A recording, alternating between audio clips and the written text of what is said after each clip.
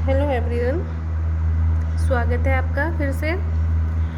आज का जो लेक्चर है हमारा वो है कि हम आज ऑर्बिट के अंदर इलेक्ट्रॉन की कक्षीय चाल ज्ञात करेंगे। तो हमारा जो टॉपिक रहेगा वो रहेगा ऑर्बिटल स्पीड ऑफ इलेक्ट्रॉन। कहने का मतलब ये है कि नाभिक के चारों ओर इलेक्ट्रॉन जो कि वृत्ताकार पथ पर गति कर रहा है वो किस वेग से गति करेगा, इस वेग का मान हमें ज्ञात करना है।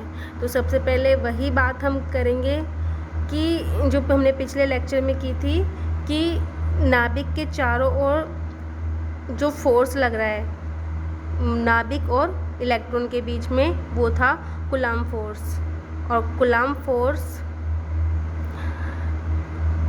इक्वल था सेंट्रीफ्यूगल फोर्स के।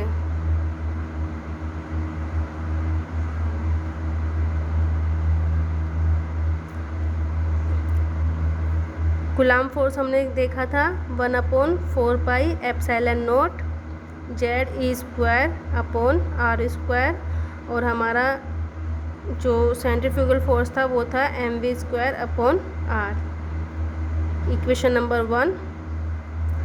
दूसरा हमारा जो सेकंड पोस्टुलेट था ऑफ बोर मॉडल वो था mvr equal to nh/2π। Equation number 2।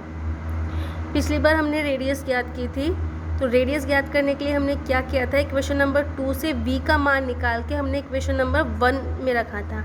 इस बार हम क्या करेंगे, हमें निकालनी है ऑर्बिटल स्पीड निकालनी है, यानी कि वेग निकालना है। तो वेग निकालने के लिए हम क्या करेंगे, यहाँ पर समीकरण नंबर 2 से r का मान समीकरण 1 में रखेंगे। तो यहाँ पर r बराबर हो जाएगा nh/2πm। ये वाली वैल्यू हम रखेंगे इक्वेशन नंबर 1 में। तो हमारा फॉर्मूला होगा 1/4πε0 Z², r की वैल्यू रखेंगे हम nh/2πm, इसका square equal to mv²/r nh/2πm। इससे हमारा एक r कैंसिल हो चुका है, तो 1/4πε0 Z² nh/2πm ऊपर चला गया इक्वल टू mv²।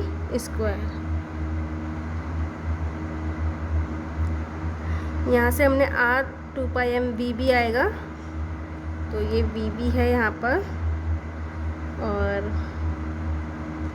v एक v से हमारा ये v कैंसिल हो चुका है, पाई से पाई, 2 से 4 कैंसिल हो गया, तो हमारा बच रहा है इधर Z²m नीचे 2ε0 nh equal to mv, m से m कैंसिल, तो v बराबर Ze²/2ε0 nh।